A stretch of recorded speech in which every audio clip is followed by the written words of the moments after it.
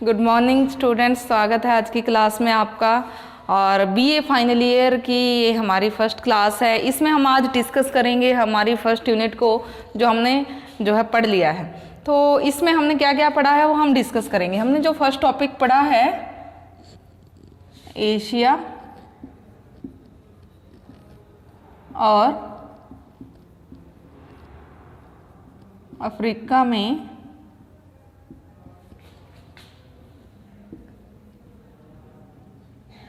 साम्राज्यवाद। एशिया और अफ्रीका में साम्राज्यवाद के बारे में हमने पढ़ा है स्टूडेंट। सबसे पहले आपको पता होना चाहिए कि साम्राज्यवाद होता क्या है।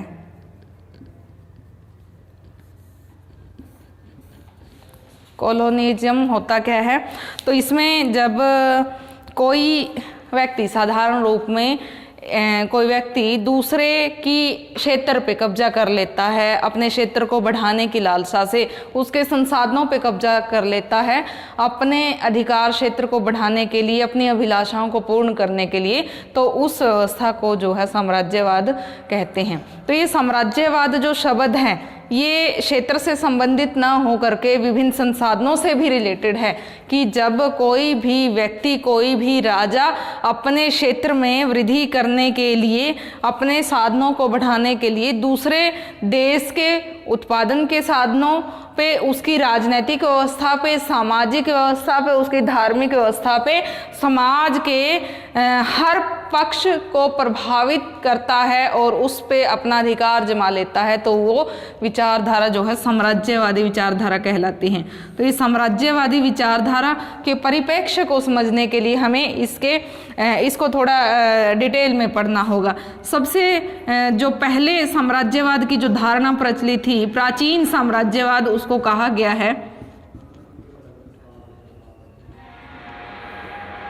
प्राचीन साम्राज्यवाद क्या था? जिसमें एक राजा दूसरे राजा के ऊपर आक्रमण करता और उसके अधिकार क्षेत्र को अपने कब्जे में ले लेता। ये विचारधारा प्राचीन साम्राज्यवादी विचारधारा थी, जिसमें कोई राजा दूसरे राजा के अधिकार क्षेत्र पे अपना अधिकार जमा लेता है।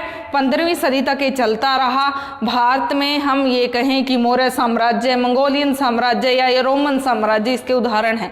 क्यों? उस समय में ऐसा ही होता था, एक राजा दूसरे राजा पे आक्रमण करता और वो उसके अधिकार क्षेत्र को अपने अधिकार में ले लेता था। तो ये तो थी विचारधारा प्राचीन साम्राज्यवाद की। दूसरा जो है कॉलोनिज्म आया, उसमें उपनिवेशवादी व्यवस्था आई। उपनिवेशवादी व्यवस्था। तो इसमें क्या था कि जब 14वीं से 16वीं सदी के दौरान बहुत सारी भौगोलिक खोजें हुई, वैज्ञानिक खोजों के कारण बहुत सारे भूगोल पे, बहुत सारे जो है धरातल को, अलग अलग जगहों को खोजा गया। तो विभिन्न यूरोपीय देशों के बीच होड़ लग गई कि कौन जो है ज़्यादा देशों को खोजे और वहाँ जा करके अपना जो है वहाँ के संसाधनों पे अपना अधिकार जमा ले। तो ये व्यवस्था जो है क्या व्यवस्था कहलाई? उपनिवेशवादी व्यवस्था कहलाई। क्योंकि इसमें वो देश, यूरोपीय देश अन्य देशों को खोज रहे थे और वहाँ पे जा करके उन देशों के कच्चे माल, उनके जो राजनीतिक व्यवस्था, उनके अन्य संसाधनों पे अपना हक जमा रहे थे। तो ये व्यवस्था उपनिवेशवादी व्यवस्था कहलाई। उसी का ही रूप है। पहले क्या था? एक राजा दूसरे राजा पे जो है उसको हरा देता, उसकी भूमि पे, उसके संसाधनों पे अपना कब्जा जमा लेता। अब क्या था कि विभिन्न यूरोपीय देशों ने एशियाई, अफ्रीकी जगहों को खोजा और वहाँ पे, वहाँ के उनके संसाधनों पे, चाहे वो कच्चा माल था, तैयार माल था, या फिर वहाँ की राजनीति थी, वहाँ का धर्म था, उसको प्रभावित किया। तो ये कॉलोनिज्म की जो है व्यवस्था कहलाई। तो अगली एक और व्यवस्था अब एक नए रूप में साम्राज्यवादी व्यवस्था सामने आ गई थी, नवीन साम्राज्यवाद या नव साम्राज्यवाद।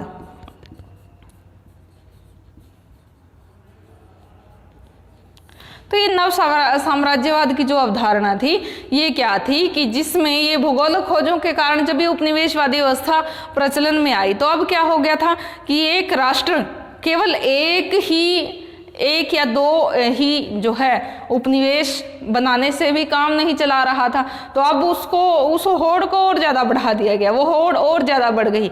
उस जो अधिक देशों में अपनी कॉलोनी स्थापित करने की जो उनकी मंशा थी, अभिलाषा थी, वो जब अधिकता आई तो एक नए रूप में जो है साम्राज्यवादी विचारधारा सामने आई। जब एक देश दूसरे देश को हराने लगा कि तू यहाँ से निकल, यहाँ पे मेरा ही कब्जा है। जैसे कि भारत में पुर्तगाली थे, फ्रांसीसी थे, अंग्रेज थे या फिर डच थे, ये चार जो है विदेशी कंपनियां यहाँ पे विदेशी व्यापार के लिए आई थी। लेकिन यहाँ पे हर जो जगह जहाँ पे वो व्यापार कर रहे थे, यहाँ के वो मालिक बनना चाहते थे। तो उनके बीच में आपस में कितने सारे युद्ध हुए। यही जो युद्धों की जो व्यवस्था थी आगे नवीन साम्राज्यवाद कहलाई कि एक देश में यदि 3-4 देशों यूरोपीय देशों के लोग रह रहे हैं, व्यापार कर रहे हैं, तो वो यहाँ तक भी उनको संतोष नहीं है कि वो यहाँ पे आकर के जो है अपनी व्यापारिक गतिविधियाँ जो है जारी रख रहे हैं। उनको ये है कि अब यहाँ से दूसरी यूरोपीय शक्तियों को, दूसरे जो है शक्तियों को कैसे खदेड़ा जाए। तो वो खदेड़ने की जो काम था या फिर उनको वहाँ से निकाल करके अपना जो कब्जा जमाने का काम था वो यहाँ पे हुआ था। तो वो जो है धारणा नवीन साम्राज्यवाद कहलाई। क्यों जो है ये साम्राज्यवादी व्यवस्था क्यों प्रकाश में आई थी? क्योंकि एक तो जो है औद्योगिक क्रांति आ गई थी, इंग्लैंड में उद्योग स्थापित हो गए भारी, उनके देखा देखी धीरे धीरे करके जो है फ्रांस में, स्पेन में और भी जो है देश हैं उनमें भी धीरे धीरे करके औद्योगिक क्रांति आ गई। उससे जो है उद्योगों में जब बड़ी बड़ी वहाँ पे मशीनें लगी हैं तो माल भी जाहिर सी बात है ज़्यादा बनेगा, तो उत्पादन ज़्यादा हुआ।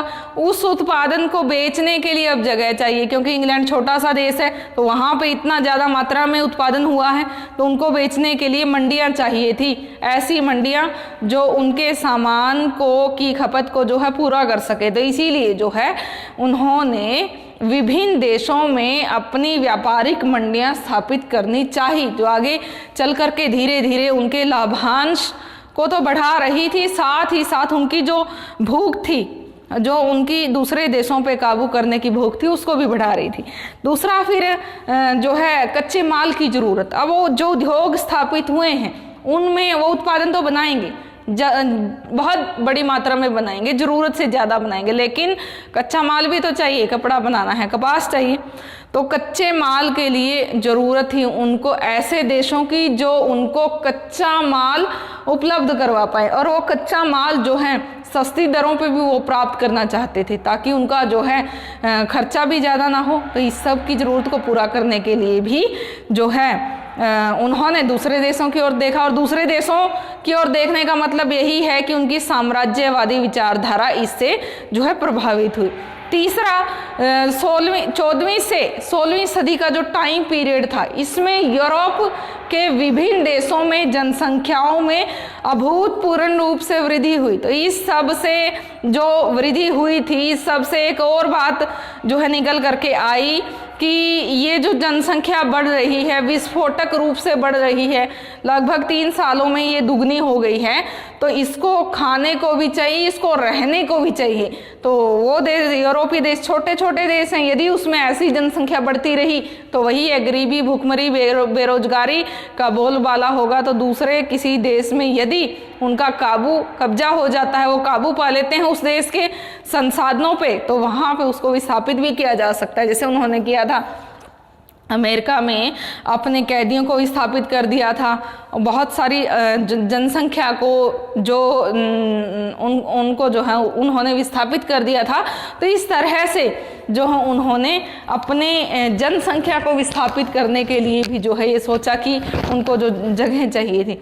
फिर जो है एक और जो है रही अतिरिक्त पूंजी की। जब उनके पास कच्चे माल की भी खपत हो गई, उनके पास तैयार माल ज़्यादा हो गया, तो सीधी सी बात है कि उनके पास पूंजी का आधिक्य भी ज़्यादा हो गया, पूंजी अधिक मात्रा में हो गई। तो इस तरह से पूंजी का आधिक्य भी जो है उनके लिए खतरनाक साबित हुआ। तो अब वो ये चाहते थे कि हम निवेश कहाँ करें, तो निवेश वो करना चाहते थे, और निवेश करने के लिए और अधिक वो पूंजी भी चाहते थे। और अधिक अब वो अपना लाभांश भी चाहते थे, इसीलिए भी जो है उनकी साम्राज्यवादी भावनाएं बढ़ी। तो इस सबसे एक और बात रही कि यातायात और संचार के साधनों का होना भी जो है एक उनके लिए सबक बना कि यातायात और संचार के साधनों से वो एक जगह से दूसरी जगह बड़ी आसानी से जा सकते थे। हालांकि इन जो है भौगोलिक खोजों के साथ साथ बहुत सारी वैज्ञानिक खोजें भी हुई थी, तो उसमें एक जगह से दूसरी जगह जाना सुलभ हो गया था। उस सुलभता ने ही साम्राज्यवादी विचारधारा को जो है काफ़ी फैलने में फलने में जो है योगदान दिया। एक और जो है राजनीतिक कारण भी इसके रहे थे। हम राजनीतिक कारणों को भी अनदेखा नहीं कर सकते कि दूसरे देश की राजनीति पे वो अपना काबू पाना चाहते थे। धार्मिक कारणों की यदि बात करें तो यूरोपीय जो देश है मुख्यतः ईसाई धर्म को, ईसाई चर्च को मानने वाला है, वो अपने धर्म को, अपने चर्च की महानता को दूसरे देशों के सामने भी जो है पेश करना चाहता है। तो इसीलिए भी जो है दूसरे देशों के संसाधनों पे जब वो काबू पा लेगा तभी जो है उसकी जनता पे भी वो काबू पा लेगा और इस तरह से उसके संसाधनों पे, उसकी जनता पे पूर्ण रूप से अधिकार हो जाएगा। तो इन सब बातों के चलते एशिया और अफ्रीका के बहुत सारे देशों में यूरोप के देशों ने जो है अपने उपनिवेश बनाए और उन उपनिवेशों का उन्होंने भरपूर शोषण किया। इस शोषण से जो है क्या हुआ कि एशियाई और अफ्रीकी देश कई सालों तक शोषित होते रहे, लेकिन धीरे धीरे करके उन्होंने अपने आप को शोषण से आज़ाद करवाने के लिए आवाज़ उठाई। तो इस सब के चलते एशिया और अफ्रीका में साम्राज्यवाद की जो भावनाएं थी, जो बातें थी, लंबे समय तक चली और फिर जो है धीरे धीरे करके उन्होंने अपने आप को आज़ादी भी दिलवा ली। इसमें हम बात कर सकते हैं, भारत की भी बात कर सकते हैं कि भारत भी जो है बहुत सारे सालों तक अंग्रेज़ों का गुलाम रहा और हालांकि 1947 में अपने आप को उन्होंने आज़ादी जो है दिलवा ली। पुर्तगाली यहाँ काफ़ी समय बाद में भी रहे और लगभग 1961 तक पुर्तगालियों का भारत पे वर्चस्व रहा। गोवा जो है पुर्तगालियों के अधीन था और बाद में जो है वो स्वतंत्र हो पाया था। तो इस तरह से एशिया और अफ्रीका में साम्राज्यवाद को हमने फर्स्ट टॉपिक में पढ़ा था। दूसरा जो टॉपिक था इसमें वो था अमेरिका का टॉपिक था। इसमें दूसरा हमने जो पढ़ा था उसमें था अमेरिकी क्रांति, कि अमेरिकी क्रांति कैसे हुई, उसके क्या कारण रहे। तो अमेरिकी क्रांति को पढ़ने से पहले हमने ये पढ़ा था कि अमेरिका भी जो है गुलाम था। अमेरिका की दास्तां की कहानी पढ़ी थी हमने। दूसरा जो टॉपिक हमने पढ़ा था वो था अमेरिकी क्रांति।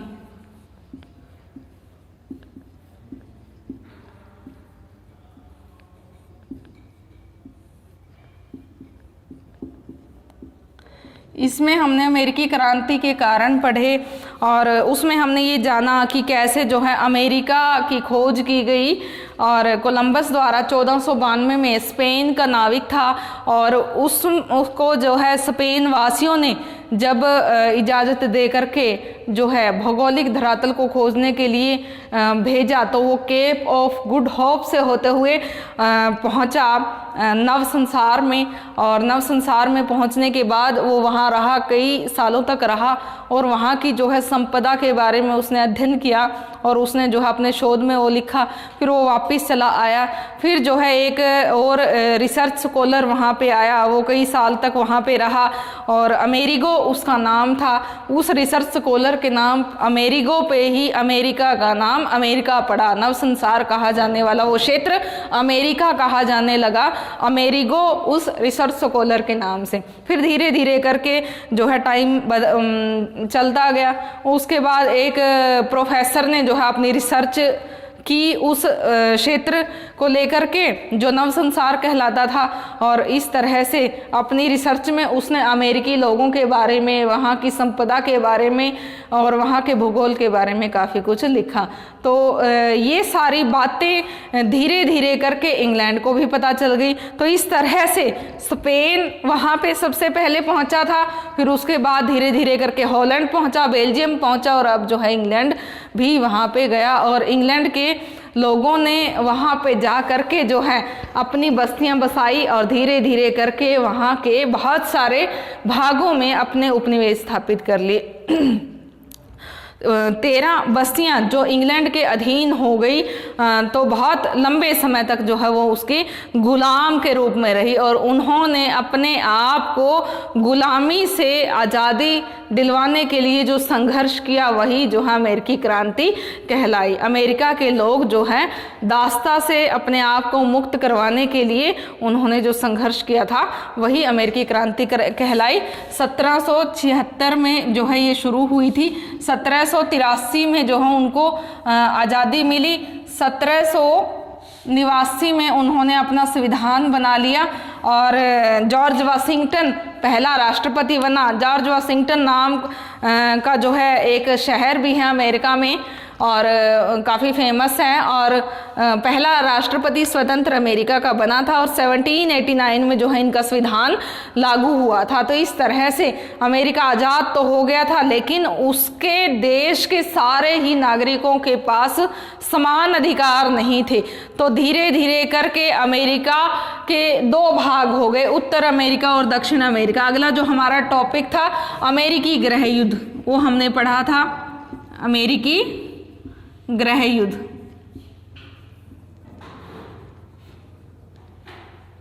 अमेरिकी गृह युद्ध में हमने पढ़ा था कि किस प्रकार से जो है अमेरिका के 2 टुकड़े हो गए। 1789 के बाद संविधान तो लागू हो गया, लेकिन इसके 2 टुकड़े हो गए, उत्तर और दक्षिण।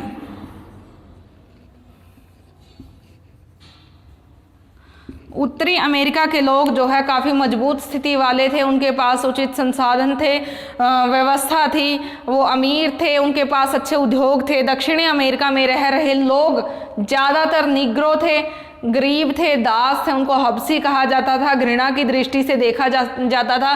तो ज़्यादातर संख्या गरीब, दास और कमज़ोर लोगों की थी। तो धीरे धीरे करके उन लोगों को अपने अधिकार नहीं मिल रहे थे और इन्होंने अपने अधिकारों से जो है उनको जो अधिकार वंचित थे, उन दोनों के आपसी जो टकराव हुए आगे आने वाले समय में अमेरिकी गृह युद्ध के रूप में हमें देखने को मिले। तो इस तरह से जो है अमेरिकी गृह युद्ध चला, लगभग 4 साल अमेरिकी गृह युद्ध चला और इस 4 साल के बाद से जो है अमेरिका ने अपनी स्थिति को सुदृढ़ किया और एक वर्ल्ड पावर के रूप में अमेरिका जो है उभरा।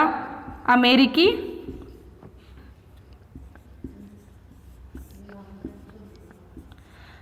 गृह युद्ध के बाद विश्व शक्ति के रूप में उभरना।